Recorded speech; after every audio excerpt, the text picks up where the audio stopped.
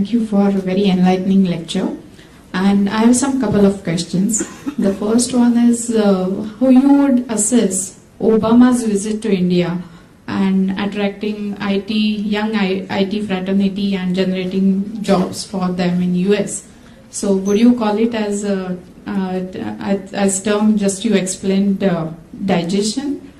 So how you would assess that? That is one question. Shall I ask the other question later? Okay. Yeah. Ask the other question. The other question is how would the synergy between materialism of today and the spiritualism of our tradition and culture can be attained?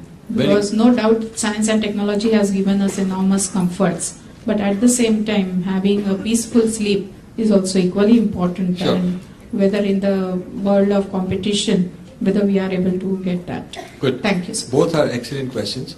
So I think trade is not digestion if we do it with strength. If two people are exchanging, I am giving something to her, she's giving something to me, but we are both equals. Not one is being taken advantage of, then that is not digestion. That is trade. So if India is exporting IT and we are importing something else, we are importing airplanes from them, that is all trade. What bothers me is that these call center people are all faking an American identity. They've got names like John and Paul and Susie and all that. And they are also living in a make-believe imagined world that they're living in Dallas and they are cheering the Dallas Cowboys, football team and all that. So this is kind of brainwashing them into a kind of delusion. So the youth that are imagining that they are somebody they are not are probably getting uprooted and confused. This is the problem. I do not find the same mixed up nature among Chinese. I find that they're quite clear that they're Chinese, they're different, they are not ashamed of being different, they are assertive, and you will find Chinese asserting their Chineseness more and more.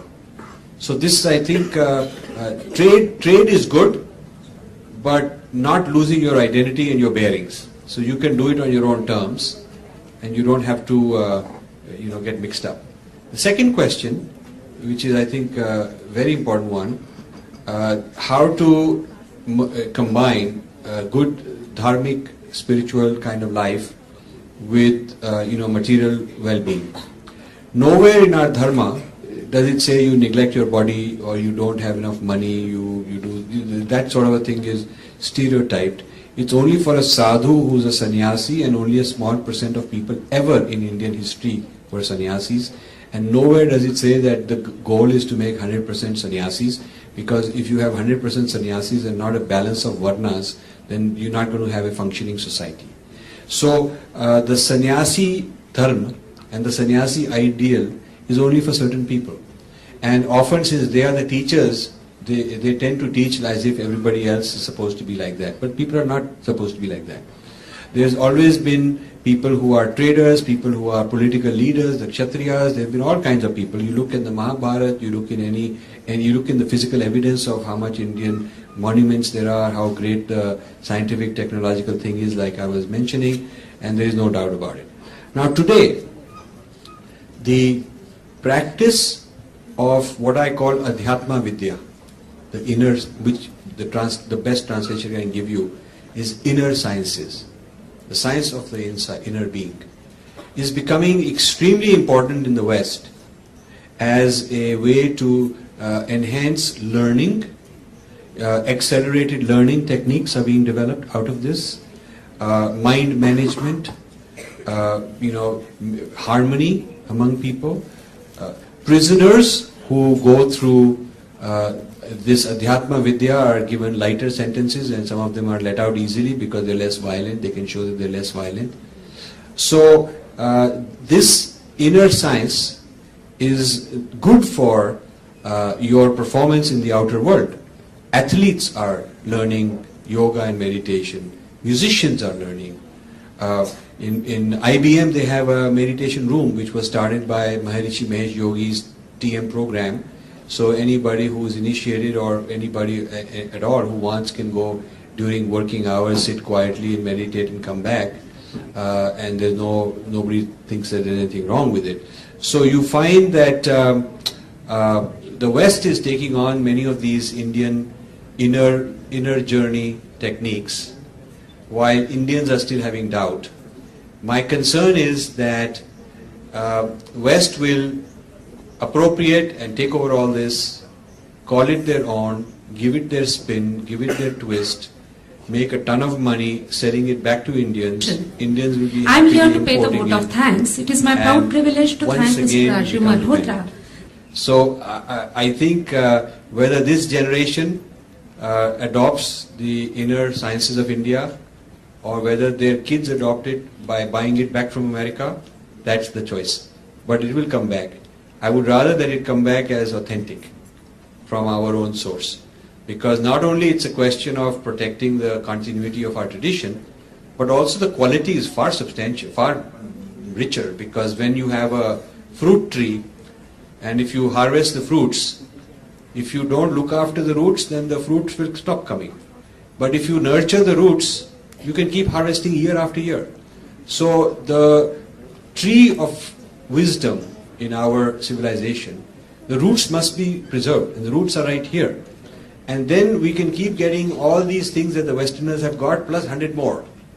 So that is why I want the young people to understand, you should have a serious examination of India's traditions of the inner journey, and set aside 20 minutes a day, or some practice 20 minutes a day, and you will find within 3 months your performance in college will improve, your ability to have friends will improve, you'll be more relaxed, you'll be less anxious, you'll be less worried, your memory will go up. These techniques are being taught in education now. So I think it's actually very synergistic. You say that the certain mantras, they have power, and they should not be translated not only because they have a specific meaning, but a particular technique, the vibrations they create, that's why they should not be translated as such. So about that you have told about the some story about from Brihadaranyaka Upanishad about the message which was given by Prajapati to gods, to demons and to human beings was only one letter, the. So it had different meanings. For gods it was Dhamma, you control yourselves because they were enjoying power. For asuras, Daya, have compassion. And for human beings, Dana, charity. So on this point of non-translatables, if you tell something to our young generation, it will be useful for them. See, every civilization has its own unique experience. Not that one is superior to the other, but they are different. A civilization that emerged in the desert does not have the same understanding as a civilization that emerged in the forest. And the forest does not have the same experience as a desert. The civilization that emerged in the Eskimos in the ice places, snow and ice, is different. A civilization that's in a tropical island is different. So we have different geographies, different histories, different influences on us. And so civilizations have different experiences. It's nothing to do with being superior or inferior. Now, the words that emerge out of a certain civilization reflect the experience. And so you can't translate certain words into another culture's language who never had that experience. So yoga never existed, it has not been developed, so they don't have a word for it. It's fine, we should just use yoga. Don't call it exercise, don't call it gymnastics, don't call it prayer, it's none of those. It's not, those are all useless translations. Just be happy with yoga. Shakti is not energy, because Shakti is also divine, it's not just a material thing like energy. So I think the idea of non-translatable means that even if you are speaking in English, so back to the gentleman's question to the translation in other languages, and I agreed we should be translating this pustak in other languages. But even when you are speaking in English, there are about 50 words, 75 words of Sanskrit you should each learn. So part of the training should be that even if you're not in the Sanskrit department learning Sanskrit, take 50 important words which are commonly mistranslated, which are commonly replaced with English and they don't mean the same thing. Words that are not very esoteric and very too sophisticated, but which can be useful. And ask the person to take 10 words, then take another 10 words and make it part of his English vocabulary. So even if you're talking in English, you can just say Shakti, you can say Yoga. You don't have to, you can say Dharma. It's not the same as religion. You can start using a few of these words, and when you use them, you will force yourself to learn more about them. Because when you're using them, you want to explain, then somebody will question, well, what is different? Then you go back and research what is different. Next time you'll say it with more confidence. So just by using a word over a period of years, you will become better and better at understanding how it's different and being able to explain it to other people, not with anger, not with superiority, not knocking them down, but just saying this is different. This is our tradition, this is what the word is, and there is no other word I can use, so I will use my word.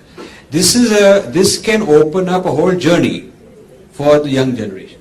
If you put 50 Sanskrit words that are non-translatables, that are very strategically selected, then you can speak in English, you can go and do IT, you can become whatever materialist thing, but if those words are part of your thinking, those vibrations are part of you, that is a seed inside you which will blossom. And as you get older, you will realize more and more. Those 50 words will attract hundreds of other words. So that's what I suggest you should do.